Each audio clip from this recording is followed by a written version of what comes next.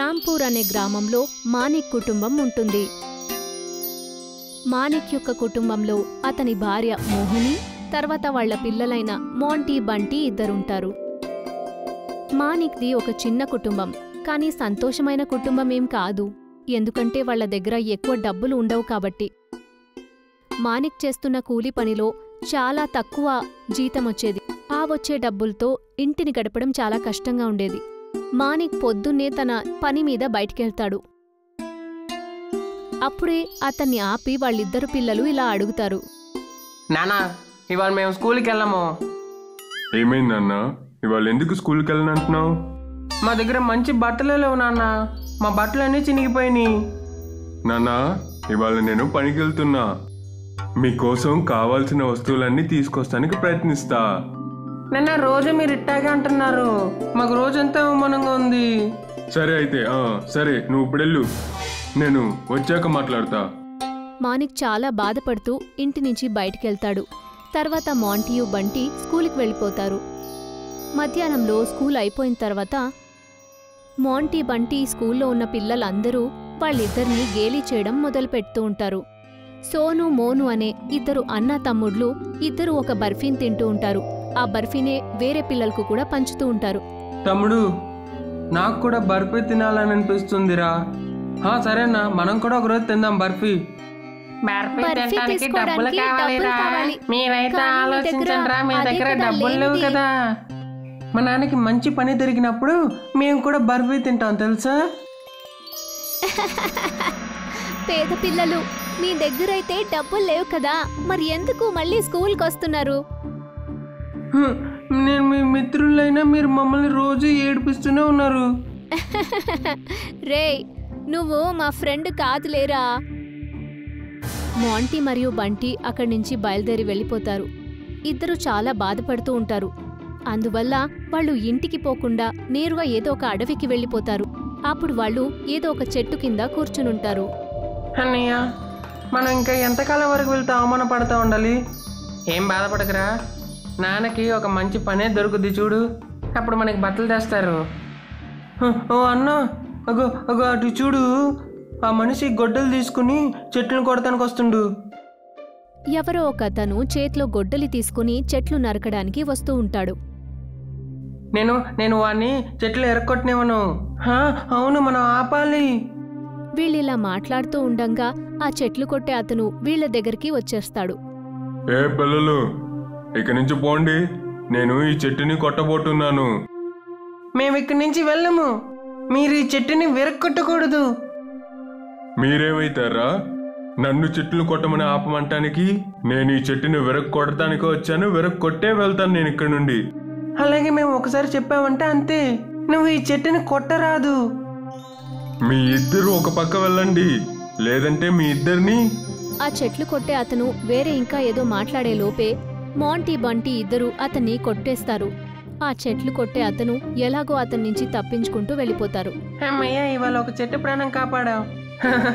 అందుకే సంతోషంగా ఉంది నాకు. అవునన్నయ్య, నేను నా టెక్స్ట్ బుక్లో చదివాను, ఈ చెట్లు నాటడం మన యొక్క పర్యావరణానికి చాలా మంచిది. నువ్వు కరెక్ట్గా చదివా నా తమ్ముడా. సరే, 10 ఇంటికి వెళ్దాం, అమ్మ మన కోసం ఎదురు చూస్తారు. తర్వాత ఇద్దరు ఇంటికొచ్చేస్తారు. వచ్చేసారా ఇద్దరు? రండి, భోంచేద్దాం. అయ్యో అమ్మ, మళ్ళీ ఆ నీళ్ళ పప్పును అన్నమే వండారా? నాకైతే అన్నం వద్దు. నాన్న, భోజనం గురించి అలా మాట్లాడకూడదు. అన్నయ్య, నువ్వు తినాలి, మన అన్నాన్ని అవమానించొద్దు. త్వరలోనే నాన్న మనకి మంచి అన్నం తినిపిస్తారు. నేను తిన్న అన్నాన్ని. వాడక్కడి నుంచి బాధపడుతూ వెళ్ళిపోతాడు. ఈరోజు ఎందుకు ఇంత లేట్ అయిపోయింది మీకు? ఇవాళ రోజంతా పని ఎతికాను. పనేదైనా దొరికిందా? లేదు, ఇవాళ ఎక్కడా పని దొరకలేదు నాకు. బాధపడకండి, దొరుకుతుందిలేండి. చేతులు కాళ్ళు కడుక్కునండి, భోజనం చేద్దాం. పిల్లలు అన్నం తిన్నారా? మోంటీ తినేశాడు. మరి బంటి? లేదు, వాడికి ఈ భోజనం నచ్చలేదంట. వాడు కోపగించుకుని తిననే లేదు. ఏం చెప్పను, పిల్లలకి సరైన పోషకాహారం కూడా తిని వీలైపోతున్నా. నేను ఒక విషయాన్ని మీకు చెప్పనా? చెప్పు. ఊర్లో మనకని పొలం ఉందిగా, మనమెందుకు మళ్ళీ అక్కడికి వెళ్ళకూడదు? అక్కడ మనకి 4 డబ్బులు వస్తాయి, తర్వాత భోజనానికి ఆలోచించనక్కర్లేదు.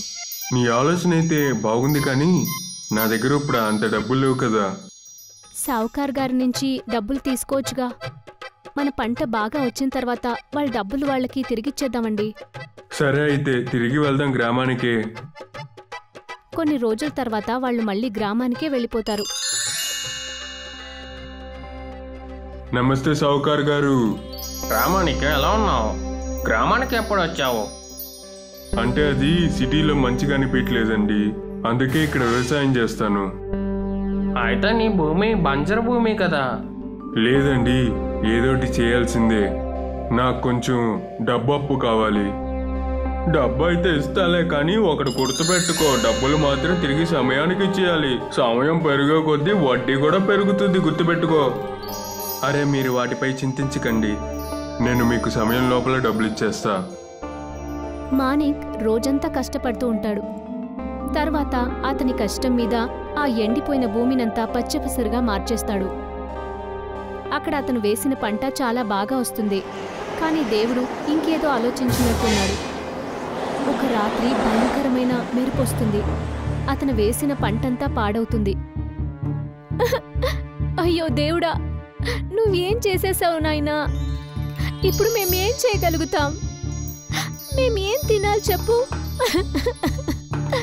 బాధపడకు మోహిని, భగవంతుడు ఖచ్చితంగా మనకి ఏదో ఒక దారి చూపిస్తారు. మానిక్కి ఇప్పుడు పాపం ఏం చేయాలనేది ఏమీ అర్థం కాదు. అతను సావుకార్ దగ్గరికి వెళ్తాడు. ఏంటి బాబు మానికో, ఏమైంది అసలు? నీ సమయం పూర్తయిందిలాగానే నా డబ్బులు తిరిగి ఇవ్వు. ఏమండి, నా పంట దెబ్బతింది, నాకు ఇంకొంత సమయం ఇవ్వండి. నీ జాబులో ₹1 లేనప్పుడు ఎందుకు వ్యవసాయం చేయాలనుకున్నా అసలు? ఆ సావుకారు మానిక్ని చాలా అవమానంగా మాట్లాడతాడు. కాని మానిక్ ఏదీ మాట్లాడకుండా తిరిగి అతని పొలంలోకి వెళ్ళిపోతాడు. అయ్యో భగవంతుడా, అసలు నువ్వు ఎందుకయ్యా నా మీద ఇట్లా కక్ష కట్టావు?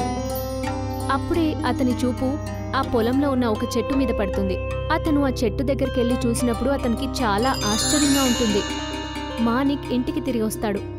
మోహిని, ఇటురా. చెప్పండి, ఏమైంది? మన పొలం పాడైన చోట అక్కడ ఓ చెట్టు ఉంది. వాటికి బర్ఫీలు కాస్తున్నాయి. అయితే ఈ మామూలు బర్ఫీలు కాదు, బంగారపు బర్ఫీలు. ఏంటి, ఏం మాట్లాడుతున్నారు నాన్న? ఆ చెట్టు అక్కడ ఉందా? అవును, కానీ ఇవన్నీ ఎందుకు అడుగుతున్నావు? నాన్న, ఒకరోజు నేను బంటి పొలం దగ్గర ఆడుకుంటున్నామా, అప్పుడు బంటి ఒక మెరిసే రాయిని చూశాడు. అట్లా ఆడుకుంటూ ఆ రాయిని మేము మట్లో కప్పాము. వాళ్ళందరూ ఆశ్చర్యపడ్డారు. మరి వాళ్ళంతా పడుకుంటారు. అదే రాత్రి మానిక్కి ఒక కల వస్తుంది. ఆ కలలో ఒక దేవుడు కనిపిస్తాడు. మాని, ఈరోజు నీకే చెట్టు అయితే దొరికిందో అది నీ పిల్లలు చేసిన ఒక మంచి దాని యొక్క ఫలితం.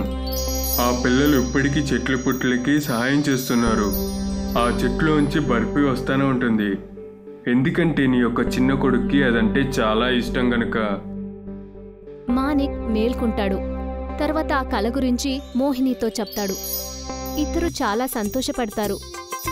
వినండి, మీరొక బంగారపు కొట్టుని ప్రారంభించండి. అవును, నువ్వు కరెక్ట్గానే చెప్తున్నావు. నేను సిటీలో కూడా బంగారపు ఆభరణాలు చేసి అమ్ముతాను.